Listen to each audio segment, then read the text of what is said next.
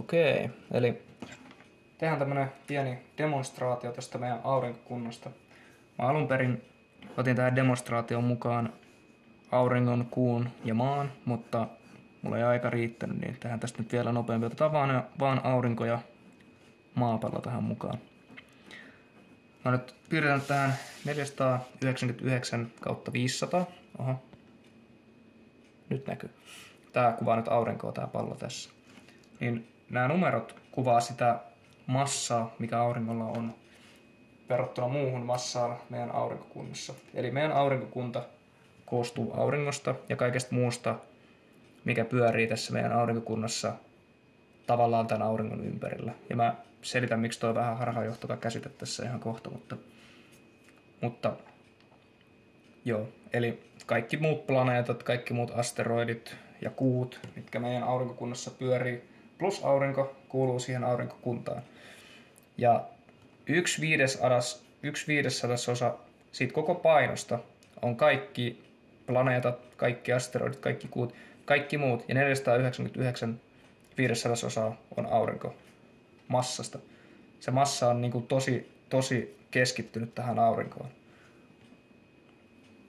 Nyt sitten, miksi tämä on taas harhaanjohtava käsite sanoa, että kaikki kappaleet meidän aurinkokunnassa kiertää aurinkoa, niin on esimerkiksi se, että siitä tulee helposti semmoinen käsitys, että nämä kappaleet kiertää auringon kiertoradoilla.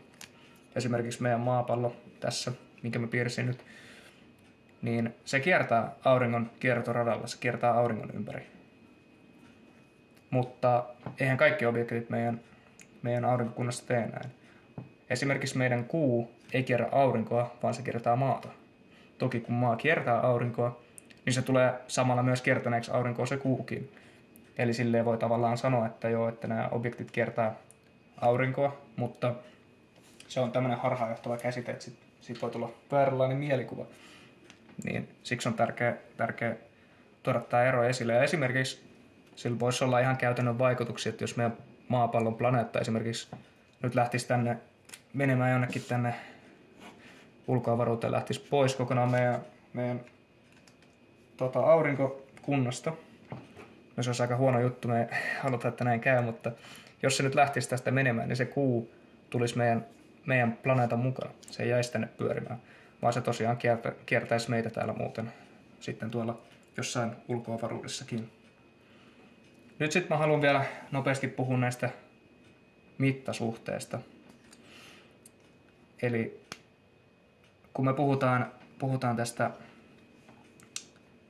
tehdään tämmöisiä malleja paperille, me joudutaan piirtämään nämä kappaleet väärän kokoisiksi tänne, ja nämä kiertoradat väärän kokoisiksi, koska ne mittasuhteet on niin semmoiset, että niitä ei vaan voi piirtää paperille. Et esimerkiksi jos maapallo, tämä kappale tässä, olisi nyt tommonen nuppineulan pään kokoinen, tommonen pieni pallo, niin aurinko olisi kooltaan koripallon kokoinen tuohon verrattuna. Ja se kiertäisi niin kaukana, että eihän se mahtuisi, ensinnäkään se koripallokaan mahtuisi tähän paperille, mutta sitten se olisi vielä niin monta metriä tonne päin, että pitäisi olla ihan valtavan kokoinen paperi, että se voisi havainnollistaa. Että puhutaan ihan siis oikeasti, se olisi niin tosi kaukana tästä pisteestä. Niin sen takia me tehdään tämmöisiä havainnollistavia kaavioita.